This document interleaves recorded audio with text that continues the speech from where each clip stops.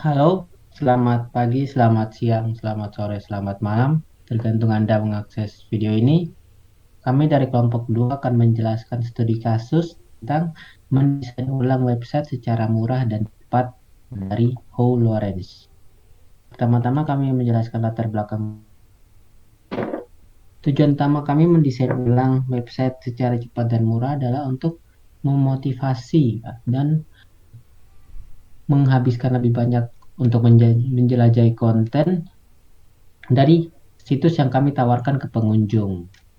Dan juga dengan website yang murah dan cepat ini memungkinkan iklan yang berbayar dan juga pemasukan yang kami dapat lebih cepat baik dari segi konsumen maupun produsen.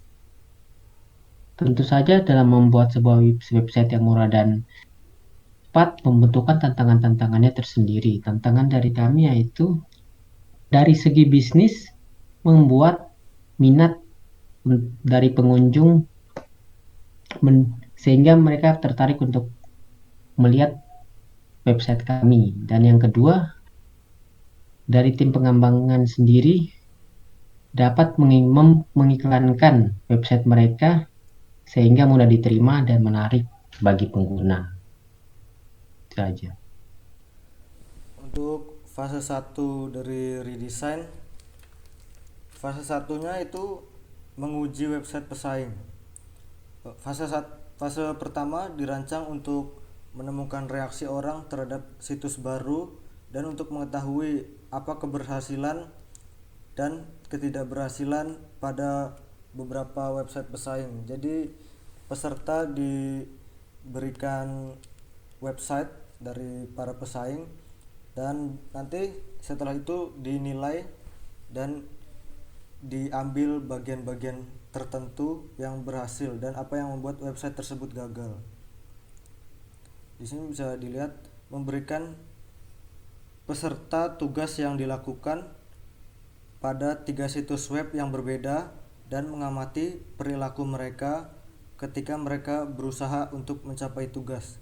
Jadi dilihat apakah peserta mengalami kebingungan dalam mengakses situs dan menjalankan tugas yang diberikan. Setelah semua situs dievaluasi, peserta diminta untuk menilai situs pada karakteristik berbeda. Setelah semua situs dievaluasi, peserta ini diminta untuk memberikan nilai terhadap situs-situs yang tadi diuji dengan berbagai karakteristik yang disediakan. Dan juga skor dari kuesioner digabung dan menghasilkan situs web skor banding.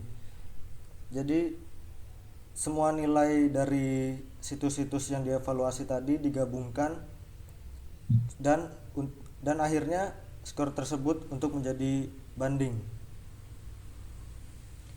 Di sini gambar dari fase 1, gambar yang atas itu sebagai contoh kategori evaluasi yang nanti bisa diberikan oleh para peserta, dan yang bawah itu merupakan hasil dari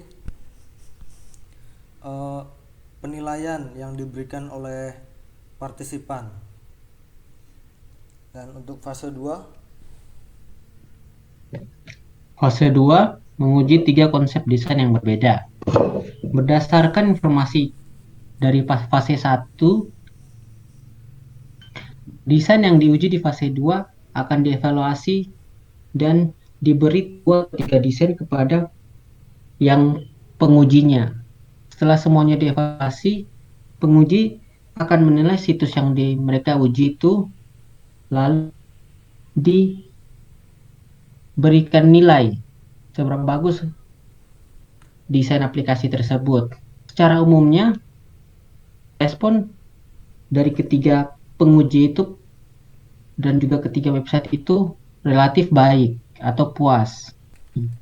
Kami juga mengukur jumlah komentar negatif tanpa kompromi dari pengguna sehingga kami dapat mengevaluasi kembali desain kami dan juga menjadi pembelajaran kembali buat kami. Di sini tampilan fase 2-nya dapat kita lihat ada skalanya dari 1 sampai 5, dari yang baik sampai yang buruk. Untuk desain pertama skalanya 5. Habis itu desain kedua meningkat menjadi 5,4 dan desain ketiga semakin baik menjadi 6. Ini membuktikan bahwa dari desain pertama 1 sampai 3 ada peningkatan yang lumayan positif. Dapat disimpulkan bahwa pengguna puas dengan desain yang kami buat ini. Lanjut ke fase 3. Pada fase 3, tim merasa relatif yakin bahwa mereka memiliki desain yang solid karena sebelumnya mereka sudah menguji 3 desain yang dibuat. Jadi mereka bisa menyimpulkan desain mana yang terbaik yang bisa mereka ambil. Fase ini hanya memakai lebih sedikit partisipan, hanya 5, tetapi ini baik-baik saja karena prosesnya memungkinkan untuk beberapa poin validasi.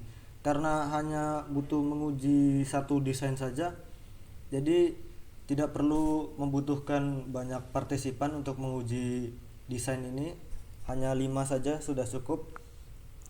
Dan seperti fase lainnya, di akhir setiap sesi peserta diminta untuk menilai tingkat kepuasan mereka saat menggunakan situs web. Jadi situs web yang solid yang sudah dibuat itu dinilai oleh peserta yang menggunakan dan juga dilihat tingkat kepuasannya dengan situs yang sudah mereka buat. Di sini bisa dilihat gambarnya itu menunjukkan bahwa persentase dari hasil pengujian website tersebut cukup bagus, di atas 80 bahkan sampai 100. Kesimpulan dari studi kasus kita adalah dalam beberapa bulan singkat, tim ini dapat sepenuhnya mendesain ulang hiburan situs konten untuk memenuhi tujuan pengguna atau bisnis. Menambah teknik kuantitatif dengan metodologi kuantitatif sederhana, memberikan data yang cukup untuk membantu tim mendesain dan membuat keputusan dengan cepat. Jika ada salah-salah kata atau kata-kata yang tidak berkenan di hati Anda, tolong maklumi, dan juga ada kekurangan bisa ditambahkan di kolom komentar. Dari kami kelompok 2, terima kasih.